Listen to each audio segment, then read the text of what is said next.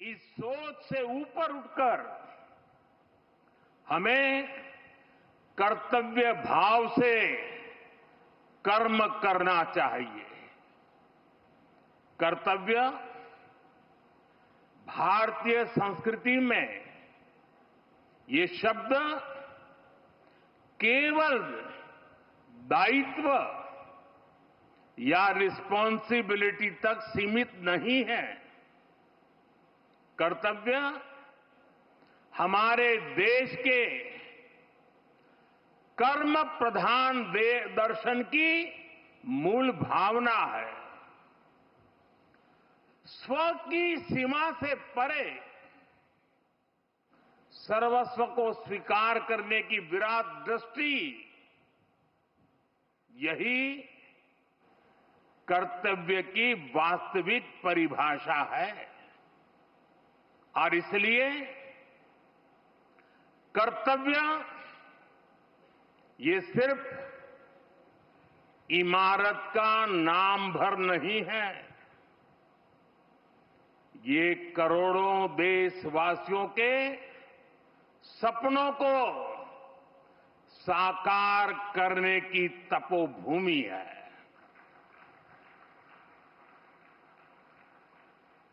कर्तव्य ही आरंभ है,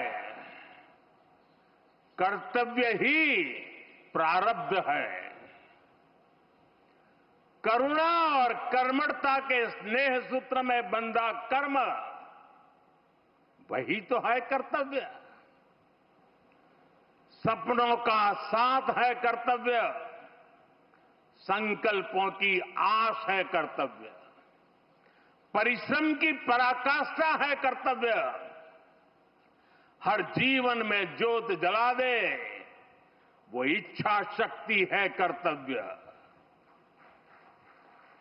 करोड़ों देशवासियों के अधिकारों की रक्षा का आधार है कर्तव्य। मां भारती की प्राण ऊर्जा का ध्वजवाहक है कर्तव्य। नागरिक देवो भव के मंत्र का जाप है कर्तव्य। राष्ट्र के प्रति भक्ति भाव से किया हर कार्य है कर्तव्य।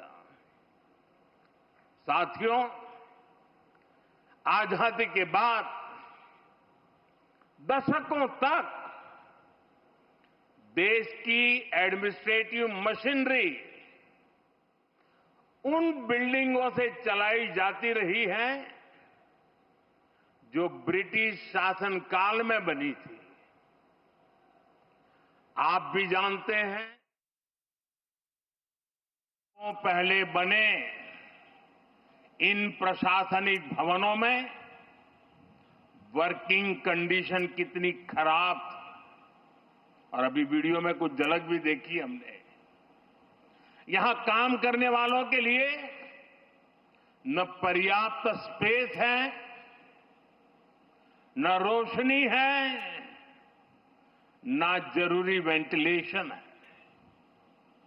आप कल्पना कर सकते हैं, होम मिनिस्ट्री जैसी महत्वपूर्ण मिनिस्ट्री करीब 100 साल से एक ही बिल्डिंग में अपर्याप्त साधनों के साथ चल रही थी। इतना ही नहीं, भारत सरकार के अलग अलग मंत्रालय दिल्ली के 50 अलग अलग जगहों से चल रहे हैं।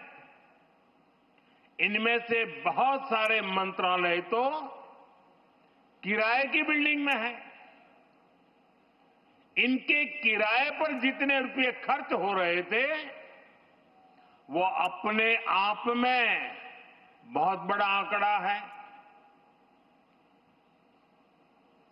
और वैसे पूरा हिसाब लगाएं तो बहुत बड़ा है, लेकिन अगर मोटा मोटा हिसाब लगाएं तो 1,500 करोड़ रुपया प्रति वर्ष इसमें जाता है।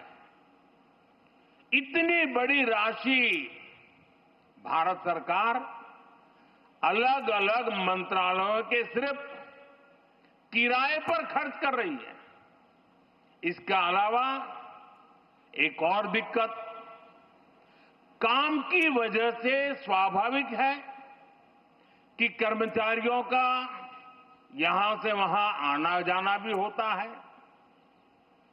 अनुमान है कि हर रोज 8 से 10 हजार कर्मचारियों को एक मंत्रालय से दूसरे मंत्रालय में आना जाना पड़ता है। अब इसमें भी सैकड़ों गाड़ियों का मूवमेंट होता है, खर्च होता है, सड़कों पर ट्रैफिक बढ़ता है, कितना समय खराब होता है और इन सब से काम में भी इनएफिशिएंसी के सिवाय कुछ नहीं रहता है। साथियों, 21वीं सदी के भारत को 21वीं सदी की आधुनिक व्यवस्थाएं चाहिए, इमारतें भी चाहिए। ऐसी इमारतें जो टेक्नोलॉजी, सुरक्षा और सुविधा के लिहाज से बेहतरीन हो, जहां कर्मचारी सहज हो, फैसले तेज हो और सेवाएं सुगम हो।